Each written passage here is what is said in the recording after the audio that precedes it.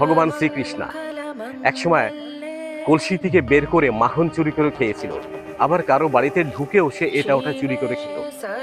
কৃষ্ণ যদি মাখন চুরি করে খেয়ে বা কারো বাড়ি থেকে ঢুকে কিছু চুরি করে খেয়ে, ননি চুরি করে খেয়ে সে যদি চোর না হতে পারে, তাকে তো আমরা মন্দিরে এখন পুজো দেই, তার নামে লাড্ডু বিতরণ করি, তাকে সকাল সন্ধ্যা তাকে প্রদীপ দেখাই। শ্রীকৃষ্ণ ভগবান চুরি করে খাওয়ার পর তাকে আমরা পুজো করছি মন্দিরে বসিয়ে। গ্রামের রামু কাকা, সবাই তাকে রামু কাকা বলেই জানে। রামু কাকা কিন্তু বেশ সহায় সম্পত্তির মালিক, কিন্তু পরিবারে এমন খুব বেশি বংশধর এখন জীবিত নেই যারা তার মৃত্যুর পরে এই সম্পত্তি ভোগ করবে। তারপরেও উনি সম্পত্তি আঁকড়ে ধরে রেখেছেন। এটা ভালো কথা, পূর্বপুরুষের সম্পত্তি আঁকড়ে ধরে রাখা এটাও কিন্তু একটা ভালো কাজ করে যাচ্ছেন উনি। কিন্তু উনি ভীষণ কৃপণ ছিলেন।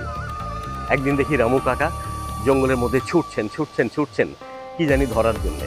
হঠাৎ করে থমকে ক্লান্ত হয়ে এক জায়গায় দাঁড়িয়ে পড়লেন, পুরো গা মাথা থেকে ঘাম ঝরছে। রামু কাকাকে জিজ্ঞেস করলাম যে কাকা কি হয়েছে, আপনি এত ছুটছেন কেন? বলে দেখ না, গাছের কাঁঠাল পেকেছে, সে কাঁঠাল নিয়ে 4-5টা ছেলে কাঁঠাল খেয়ে ওই জঙ্গলের মধ্যে দৌড় দিয়েছে আমাকে দেখে। গাছে কাঁঠাল ধরেছে, এই কাঁঠাল খেয়েছে কটা বাচ্চারা, আর রামু কাকা তার পিছন পিছন ছুটছেন বাচ্চাগুলোকে ধরার জন্যে। আচ্ছা, এই কাঁঠালগুলো কেউ না কেউ তো খাবে। আরে কাকা, যদি কয়টা বাচ্চা মিলে আপনার একটা কাঁঠাল খেয়েই থাকে, কি এমন মহাপাপ করে ফেলছে? গাছে তো অনেক কাঁঠাল আছে, আপনার জন্য কাঁঠালের তো কোনো অভাব পড়বে না, যথেষ্ট কাঁঠাল আছে, দেন না বাচ্চাগুলোকে কয়েকটা খেতে। কাকা আমার পরে রেগে গেলেন, কাঁঠাল কি তোর বাপের? আমি বললাম না না কাকা, কাঁঠালগুলো আমার বাপের না, কিন্তু আমার রামু কাকা, আর রামু কাকার কাঁঠাল খাওয়া তো সবার মোটামুটি অধিকারের মধ্যে পড়ে, যেহেতু আপনি এই গ্রামের একজন সেরকম প্রাচীন লোক। যাই হোক, রামু কাকা আমার উপর মোটামুটি রেগেই গেলেন। রেগে যাওয়ার পর কাকা বেরিয়ে গেলেন, চলে গেলেন কোন দিকে আমি আর দেখতে পেলাম না। কাকা বেরিয়ে চলে গেলেন একদিকে। কাকাকে বললাম কাকা রাগ হবেন না, কাকা রাগ হলে শরীর, স্বাস্থ্য ও মানসিক সব দিক থেকেই ক্ষতিকর, রাগ হবেন না। কাকা আমাকে কি জানি বিড়বিড় করে হয়তো কোনো গালি দিলেন ছোটোখাটো, দিতে দিতে বেরিয়ে চলে গেলেন। শুনলাম সন্ধ্যার সময় রামু কাকা মন্দিরে বিচার সালিশের আয়োজন করেছেন। আমি চিন্তা করলাম যে রামু কাকা বিচার সালিশের আয়োজন করেছে, যাই না কাকার বিচারে একটু যাই, ঘুরে আসি, কিছু খাওয়াক আর না খাওয়াক, অন্তত বিচারটা তো দেখতে পারবো যে রামু কাকা কার নামে কি বিচার দিয়েছে। হ্যাঁ, ঠিক যা চিন্তা করেছিলাম তাই। রামু কাকা মন্দিরে গিয়ে বিচার সালিশের ব্যবস্থা করেছে ওই 5টা বাচ্চার নামে, যে 5টা বাচ্চা কাঁঠাল হাতে করে ছুটছিল, ঝোপের মধ্যে লুকিয়ে পড়েছিল। আহারে, বাচ্চারা অর্ধেকটা কাঁঠাল খেয়ে অর্ধেকটা হাতে নিয়ে ছুটছে। রামু কাকা ধরতে পারলে তো সেরকম প্যাদানি দেবে। দেখলাম মন্দিরে যে বয়স্ক লোকরা তারা বসে আছেন, একজন এক একটা চেয়ারে, কেউ চটে বসে আছেন। আর ওই যে 5টা বাচ্চা যারা কাঁঠাল চুরি করে দৌড়ে পালাচ্ছিল বা খেতে খেতে অর্ধেকটা হাতে নিয়ে ছুটছিল, তারা একদিকে কাচুমাচু হয়ে দাঁড়িয়ে আছে। আজকে তাদের নামে বিচার হবে, না জানি কতটুকু মার খেতে হয় তাদের। বিচার চলছে, সবাই সব রকম কথা বলছে, এটা ঠিক হয়নি, ওটা ঠিক হয়নি, কাঁঠাল চুরি করে কেন খাবে। মাঝখানে আমি হঠাৎ করে কেন জানি না আমার মাথায় একটা কথা আসলো, আমি বলে ফেললাম। আমি বললাম যে আমি এই বিচার সালিশের মধ্যে আমি একটা কথা বলতে চাই, যদি আমাকে অনুমতি দেওয়া হয়।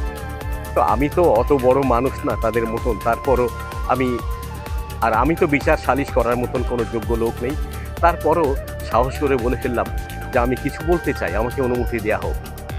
যথারীতি আমাকে অনুমতি দেওয়া হলো। তো আমি বললাম রামু কাকা, আপনাকে কি একটা কথা জিজ্ঞেস করতে পারি? কাকা রেগে মেগে বললো, দাঁত খিসে, বলো কি বলতে চাও। আমি বললাম যে দেখেন, ভগবান শ্রীকৃষ্ণ একসময় কলসি থেকে বের করে মাখন চুরি করে খেয়েছিল, আবার কারো বাড়িতে ঢুকেও সে এটা ওটা চুরি করে খেত। কৃষ্ণ যদি মাখন চুরি করে খেয়ে বা কারো বাড়ি থেকে ঢুকে কিছু চুরি করে খেয়ে, ননি চুরি করে খেয়ে সে যদি চোর না হতে পারে, তাকে তো আমরা মন্দিরে এখন পুজো দেই, তার নামে লাড্ডু বিতরণ করি, তাকে সকাল সন্ধ্যা তাকে প্রদীপ দেখাই। শ্রীকৃষ্ণ ভগবান চুরি করে খাওয়ার পর তাকে আমরা পুজো করছি মন্দিরে বসিয়ে। বাহ! আর এই 5টা বাচ্চা গাছ থেকে একটা কাঁঠাল পেড়ে খেয়েছে, তাকে চোর বলছেন কেন? তাহলে শ্রীকৃষ্ণ কি চুরি করেনি? শ্রীকৃষ্ণকে তো বলা হচ্ছে মাখন চোর নন্দকিশোর। তো যদি মাখন চোর নন্দকিশোর বলার পরও তাকে আদর করে বলা হয় নন্দকিশোর, মাখন চোর, আর এই 5টা বাচ্চাকে কাঁঠাল পেড়ে খেয়েছে, তাকে চোর চোর বলে সবার সামনে বিচারে সম্মুখীন করবেন। কাকা আসলে ব্যাপারটা কেমন জানি লাগছে। আমার কথায় কয়েকজন একটু চিন্তা করলো, 2-4 মিনিট হয়ে বিচারে কেউ কোনো শব্দ বলল না। তারপরে বিচারে যিনি প্রধান ছিলেন উনি বললেন যে এই বাচ্চাগুলো যে কাঁঠাল খেয়েছে একে চুরি বলা ঠিক হবে না, কারণ এগুলো আমাদেরই ব্যর্থতা। তাকে হয়তো কাঁঠাল খাবার অনুমতি যদি আগে আমরা দিয়ে দিতাম তাহলে চুরি করে খেতে হতো না। তো বাচ্চাগুলো কাঁঠাল চুরি করে খেয়েছে, একে চোর না বলে আমরা তাদের পেট ভরে কাঁঠাল খাওয়ার ব্যবস্থা করি। আর রামু কাকাকে বলল, রামু তুমি এক কাজ করো, বাচ্চাগুলো বাড়িতে গিয়ে একটা করে কাঁঠাল দিয়ে এসো, যেন তারা পেট ভরে মন ভরে কাঁঠাল খেতে পারে, তাহলে হয়তো তারা চুরি করবে না। বিচারটা কিন্তু আমার কাছে মোটামুটি ভালোই লেগেছে। রামু কাকা বলে উঠলো, ঠিক আছে, এখন থেকে প্রতিদিন আমি একটি করে পাকা কাঁঠাল গাছের নিচে রেখে আসবো। কারো যদি খেতে ইচ্ছে হয় সেখান থেকে নিয়ে খাবে, তবে আমাকে জিজ্ঞেস করে খাবে। রামু কাকার এই উক্তিটি আমার কিন্তু অপছন্দ হয়নি, আমার মোটামুটি ভালোই লেগেছে। দেখেন, শ্রীকৃষ্ণ মাখন চুরি করে খেয়েছে, ননি চুরি করে খেয়েছে, তারপরও সে কিন্তু চোর না, সে ভগবান সেজে বসে আছে। আর এই 5টা বাচ্চা কাঁঠাল পেড়ে খেয়েছে, তাতেই তাকে চোর বানাচ্ছি আমরা।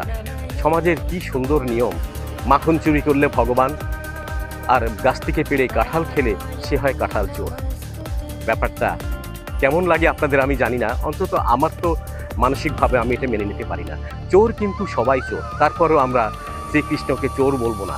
ওই যে গানে গানে শুনেছি, মাখন চোর নন্দ কিশোর, গানে গানে কিন্তু শ্রীকৃষ্ণকে চোর বলেই দিয়েছে, তাও কিন্তু খুব আদর করেই বলেছে। 5টা বাচ্চাকে পেট ভরে কাঁঠাল খাওয়ালে এরা হয়তো গাছ থেকে পেড়ে চুরি করে খেত না। এটাকে আমি চুরি বলবো না, এটাকে বাচ্চার নেহায়তি ছেলেমি, দুষ্টামি। আর এই বয়সটা তো এরকমই হয়। ছোট বাচ্চারা গাছে আম দেখলে আম তো পারবেই, কাঁঠাল দেখলে কাঁঠাল পারবে, খাবে, বয়সটা তো তাদের এরকমই।